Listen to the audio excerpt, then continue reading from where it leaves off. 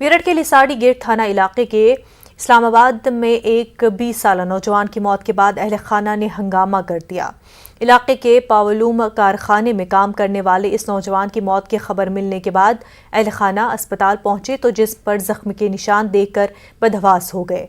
अहल खाना ने लाश को थाने में रखकर हंगामा कर दिया और खाने के मालिक और साथ में काम करने वालों पर पीट कर मारने का इल्जाम लगाकर कार्रवाई का मुतालबा किया। वहीं शुरुआती जांच और बाद में पोस्टमार्टम रिपोर्ट की बुनियाद पर पुलिस ने इसे मशीन चलाने के दौरान करंट लगने से होने वाले हादसे में हुई मौत बताया है। ताहम लापरवाही के अलावा दीगर पहलुओं पर भी जांच करने की बात कही है।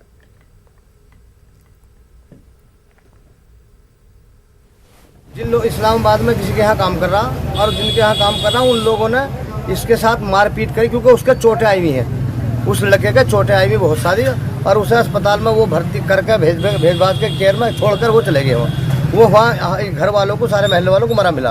अब लेकर वो थाने आ गए। थाने पुलिस लाई ना जी, थाने पुलिस लेकर आई है और उनकी अब कानूनी कार्रवाई करनी चाहिए। तो क्या कहना परिजनों का, इसमें क्या लग रहा है, किससे डेथ हुई है? परिजनों को तो ये लग रहा है, जब साफ दिखाई दे रहा है चोट लग रही है, चोट लगी है उसको, तो हत्या करेगी, तो मारेगा। वहाँ क्या हुआ क्या नहीं हुआ वो तो मुझे नहीं मालूम।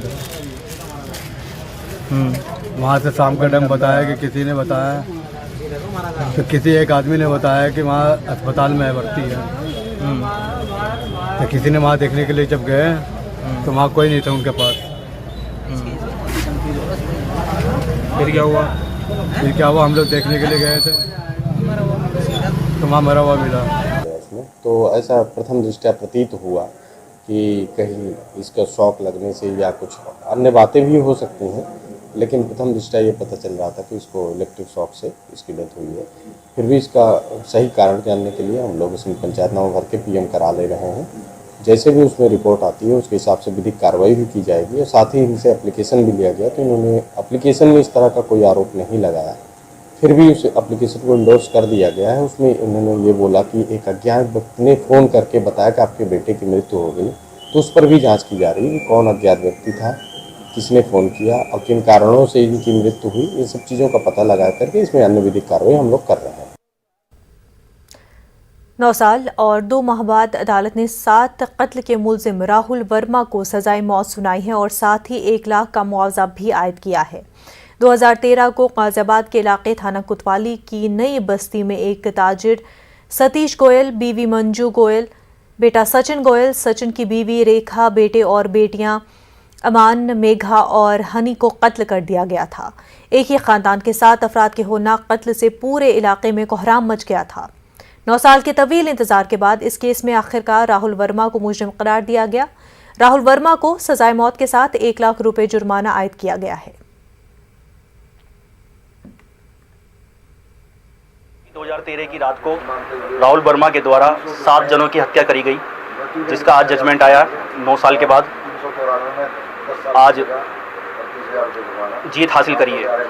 घंटाघर पे खल चूनी के थोक व्यापारी थे सतीश चंद गोयल में उनके परिवार के 7 लोगों की हत्या कर दी थी 21/22 तारीख की मई 2013 में। ये जो एक्यूट है ये उनके यहाँ ड्राइवर था। घटना से पहले इसने करीब 4.5 लाख रुपए की चोरी करी थी। उसकी उन्होंने रिपोर्ट नहीं कराई थी। इसे ये पता था कि इनके घर में 35-40 लाख रुपए कैश है। इस्लामी स्कॉलर मौलाना मौदूदी की किताबों को अलीगढ़ मुस्लिम यूनिवर्सिटी में इस्लामिक स्टडीज़ के निसाब में पढ़ाए जाने के मामले में एएमयू इंतज़ामिया आज खुद ब खुद दिफाई अमल में नज़र आया, जहां शोबे के चेयरमैन मोहम्मद इस्माइल का हवाला देते हुए निसाब से मौलाना मौदूदी की किताबों को हटाए जाने का फैसला ले लिया गया। एएमयू तर्जुमान प्रोफेसर शाफिक किदवई ने पूरे मामले पर वजाहत पेश करते हुए कहा कि मौलाना मौदूदी की किताबों में जो मुतनाज़ा उन्वान थे उनको मलहूज रखते हुए बीए और एमए के निसाब से हटा लिया है। काबिल गौर बात यह है कि 4 रोज़ कबल अदबी हलकों से ताल्लुक़ रखने वाले चंद लोगों ने वज़ीर-ए-आज़म को ख़त लिखते हुए मौलाना मौदूदी और कुतुब शहीद की किताबों पर सवालिया निशान लगाए थे। बहुत विचार विमर्श होता है कि कौन सी चीज़ें सार्थक हैं, कौन सी चीज़ें सार्थक नहीं हैं, कौन सा इंटरप्रिटेशन है, क्या हम लोगों को पढ़ाना है। बहुत से इंटरप्रिटेशंस होते हैं, तो सिलेबस में चेंजेस आते रहते हैं। तो उन्होंने बहुत सी किताबें जो हैं नहीं आती हैं, कुछ जाती हैं, तो उनको लगा कि किताबें कंट्रोवर्शियल हैं और अब जो काफ़ी ज़माना आगे बढ़ गया है, बहुत से इंटरप्रिटेशंस जो हैं तो उनको अब रिजेक्ट करने की भी या उनको नहीं पढ़ाने की ज़रूरत है। तो इनकी ज़ाहिर है इसमें इस्लामिक स्टडीज़ डिपार्टमेंट के लोगों ने इस पर विचार किया। उनके चेयरमैन ने बताया कि हमने ये जो किताबें थी उनको जो है अपने सिलेबस में डिफरेंट रिलीजन और मुख्तलिफ मज़ाहिब की तालीमात पर मबनी हो। हमारी फैकल्टी ऑफ थियोलॉजी में हम सिर्फ इस्लाम नहीं पढ़ाते, क्रिश्चियनिटी, जुडाइज़म, बुद्धिज़्म और हिंदू मत भी पढ़ाते हैं। हम कुरान भी पढ़ाते हैं और कुरान के साथ साथ वेदों की तालीमात भी पढ़ाते हैं। मौलाना अबुल अला मौदूदी ये जमात इस्लामी के फाउंडर थे।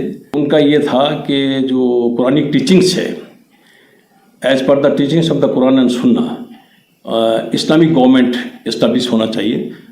फिर यहाँ से वो हिंदुस्तान से पाकिस्तान चले गए, तो वहाँ पे भी जो उनकी ख्यालात थी, मतलब उनकी अपना पर्सनल जो थी, वो उसमें वो सक्सेसफुल नहीं हो पाए, बट वहाँ पे फाइनली सेकुलर गवर्नमेंट एस्टेब्लिश हुई। बाबरी मस्जिद और राम जन्मभूमि फैसले के वक्त अदलिया ने साफ कर दिया था कि आज के बाद इस तरह के तनाज़े वाले मामलात को वर्शिप एक्ट की रोशनी में ही देखा जाएगा, लेकिन आज ज्ञानवापी मामले में वर्शिप एक्ट के ही खिलाफ अदलिया में जाना और उसकी पिटीशन को तस्लीम करना मुल्क के जमहूरी निज़ाम के लिए बेहतर नहीं है। ये कहना है अलीगढ़ मुस्लिम यूनिवर्सिटी शोबे दीनियात के उस्ताद और इस्लामी स्कॉलर डॉक्टर रिहान अख्तर कासमी का। उन्होंने कहा कि इस तरह के मामला शक व शुबहात पैदा करेंगे और मुल्क के पुरअमन माहौल के लिए बेहतर नहीं है।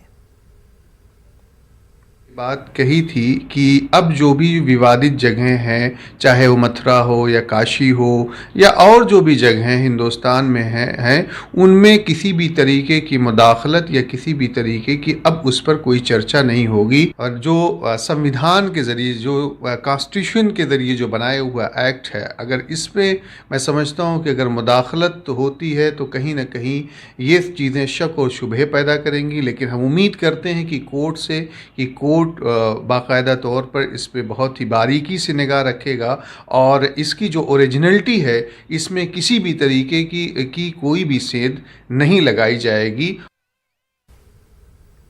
मुरादाबाद में ऑल इंडिया मजलिस इत्तेहादुल मुस्लिमीन अपनी ज़मीन तलाश करने में लगी हुई है। आने वाले लोकल बॉडी इंतखाबात के लिए MIM ने अपनी तैयारियां शुरू कर दी हैं। हालांकि अभी भी इन इंतखाबात की तारीख मुकर्रर नहीं हुई है। MIM के मुरादाबाद महानगर सदर वकी रशीद लगातार मुरादाबाद के इलाकों में मीटिंग कर रहे हैं और अवाम को पार्टी से जोड़ने का काम कर रहे हैं और अवाम से MIM को मजबूत करने की अपील कर रहे हैं। ये हम तो वहाँ पाते हैं जो हम लोगों के दिलों में अपने आप को पाते हैं। हम तो कहीं नहीं पाते, हम तो लोगों के दिलों में अपनी उनके पास पहुँचने की कोशिश कर रहे हैं, उनसे बातचीत कर रहे हैं। और देखिए, ये बात सिर्फ जो है ना, वो हार जीत का मैटर नहीं होता है। ये दौर है अपनी लीडरशिप बनाने का। यादवों ने अपनी बना ली, दलितों ने अपनी बना ली, जाटों ने अपनी बना ली, जाटों ने अपनी बना ली। इस इलेक्शन पहले जाटों की लीडरशिप खत्म हो गई थी, इसमें बनाई इन्होंने। तो अब ये मुसलमानों की बारी है। अब मुसलमान जो है वो अपनी लीडरशिप खड़ी करेगा, जो बोलती भी होगी, जो हुकूमत का गिरबान पकड़ के सवाल करेगी कि तुमने गरीबों के साथ क्या किया, तुमने मजलूमों के साथ क्या किया। मुरादाबाद के प्राइमरी स्कूलों में पढ़ने वाले तुलबा के वालिदैन के बैंक खातों में उत्तर प्रदेश हुकूमत की जानिब से 1200 रुपये भेजे गए हैं। ये रकम DBT के जरिए बच्चों के वालिदैन के खाते में भेजी गई है। इसके अलावा अच्छी कारकर्दगी का मुजाहरा करने वाले असातिज़ा को इनामात से नवाजा गया। DM के साथ BSA ने हुकूमत उत्तर प्रदेश की इस स्कीम के बारे में जानकारी दी। आज प्रदेश स्तर पर माननीय मुख्यमंत्री जी ने 1,91,91 करोड़ बच्चों के खातों में DBT के माध्यम से उनके अभिभावकों के खाते में धनराशि भेजी है। ये धनराशि पहले, इससे पिछले वर्ष हम लोगों ने 1100 की दर से भेजी थी। अब की बार ये धनराशि सरकार ने 1200 की दर से भेजी हुई है। इसमें प्रत्येक अभिभावक को अपने बच्चे के लिए 2 सेट यूनिफॉर्म, जूता, मोजा, बैग, स्वेटर और स्टेशनरी खरीदनी है। जो 100 रुपये की धनराशि एक्स्ट्रा बढ़ी है, जो पहले 1100 थी अब 1200 हो गई है। जो 100 रुपये की धनराशि एक्स्ट्रा बढ़ी, वो स्टेशनरी के लिए ये धनराशि दी गई है। मेरी सभी अभिभावकों से अनुरोध है, अपेक्षा है, गुजारिश है कि जो धनराशि उनको ये प्राप्त हो रही है, वो बच्चे के जो सामग्री बच्चे को देनी है, उसी के लिए उसका उपयोग करें। जिससे जो बच्चे का पठन पाठन है वो प्रभावित ना होने पाए। गंगा जमनी तहजीब के शहर इलाहाबाद में सावन महोत्सव का आगाज हो गया है। सावन के तीसरे सोमवार से शुरू होने वाला सावन महोत्सव 1 हफ्ते तक जारी रहेगा। दरियाए संगम के किनारे बड़ी तादाद में अकीदतमंदों को हुजूम मौजूद है।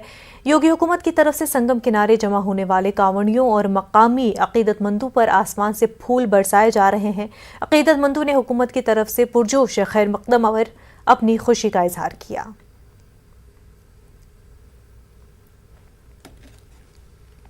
के वासी है और पिछले साल से अधिक इस बार हमारे ऊपर पुष्प की बरसात हुई है और हम इसी तरह खुश रहेंगे और हमारे साथ बुलडोजर बाबा रहेंगे तो हमारा देश और विकास करेगा और हम हमेशा चाहेंगे कि वो 5 वर्ष के बाद फिर आए और फिर हमारे देश में रहें और हमारे देश ऐसे ही बढ़ता रहे, ऐसे जागरूक होता रहे।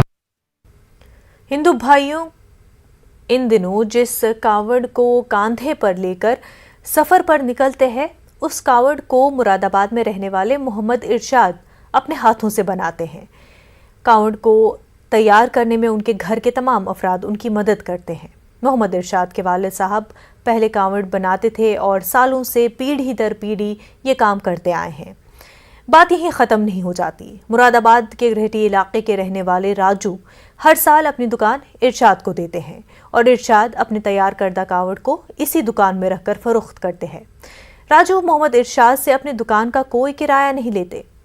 ये गंगा जमनी तहजीब की एक बड़ी मिसाल है जो मुरादाबाद में देखने को मिलती है।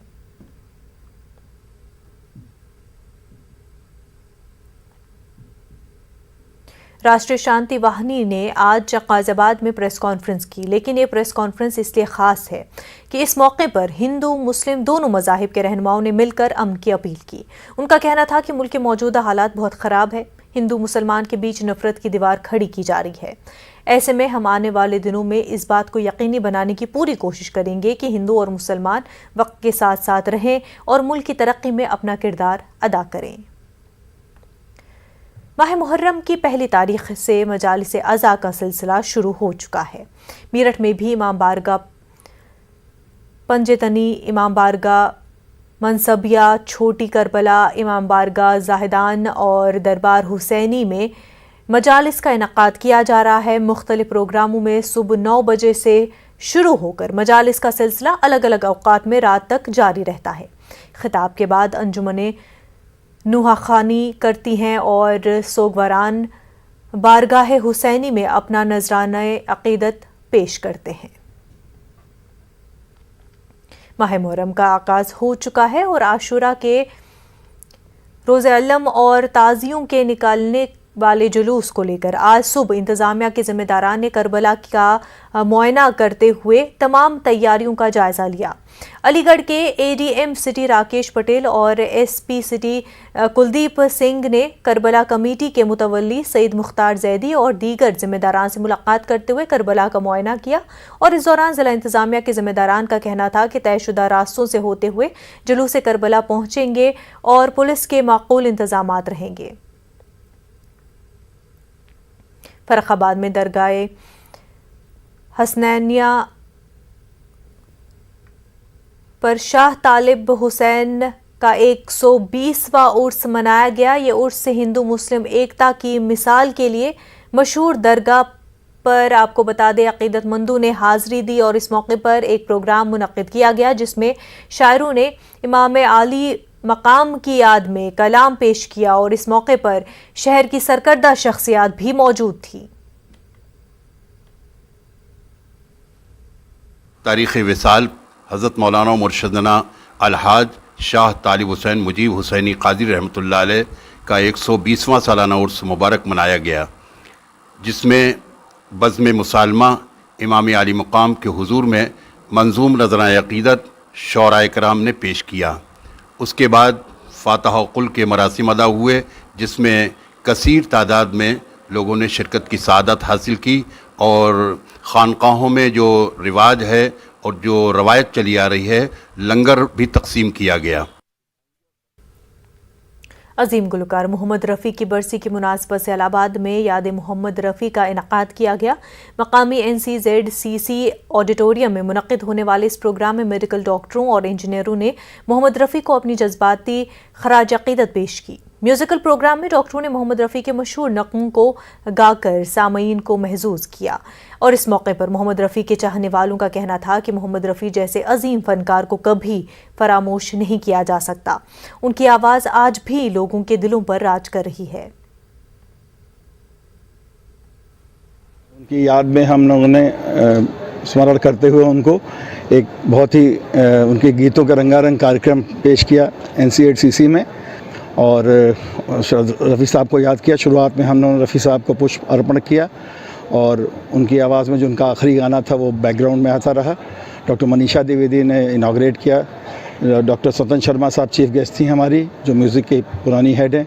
डॉक्टर PK सिन्हा, डॉक्टर शांगलू, ये लोग हमारे जो गेस्ट ऑफ ऑनर थे, इन्होंने इनाग्रेट किया और बहुत ही रंगारंग बहुत अच्छा कार्यक्रम हुआ और आशा करते हैं कि अगले साल हम लोग इससे भी बेहतर कार्यक्रम करेंगे।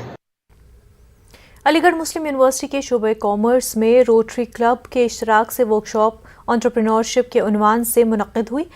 शुरा को सनत और कारोबार के मुख्तलिफ पहलुओं की अमली तरबियत दी गई। वर्कशॉप में स्टीप हेड के उन्वान से एक मुकाबला भी मुनक़्क़िद हुआ जिसमें शुरा ने अपने कारोबारी हुनर और महारत का मुजाहरा किया।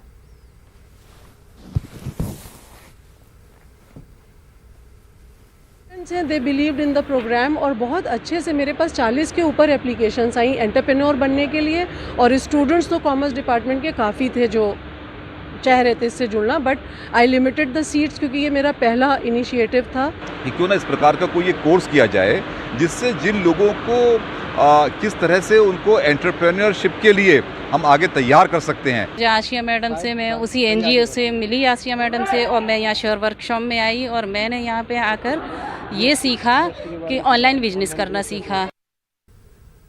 मुल्क की सबसे बड़ी डिजिटल सर्विस फराहम करने वाली कंपनी जियो ने 5G स्पेक्ट्रम के लिए सबसे ज्यादा बोली लगाई है। हिंदुस्तान में अब तक की सबसे बड़ी स्पेक्ट्रम नीलामी का अमल पीर को खत्म हुआ जिसमें 1,50,173 करोड़ रुपए की बोलियां लगाई गई। ताहम नीलामी के पूरे अमल में जियो ने अव्वल पोजीशन पर कब्जा कायम किया। जियो ने 20 साल के लिए तकरीबन 88,078 करोड़ रुपए की बोली लगाई। जियो ने मुतअद्दिद बैंड्स में स्पेक्ट्रम हासिल किया है जिसकी वजह से जियो पूरे मुल्क में बेहतर तरीके से 5G खिदमात फराहम कर सकेगा। इस मौके पर रिलायंस जियो के चेयरमैन आकाश अंबानी ने कहा कि जियो हिंदुस्तान के 5G दौर की क़यादत में के लिए पुरअज़्म है।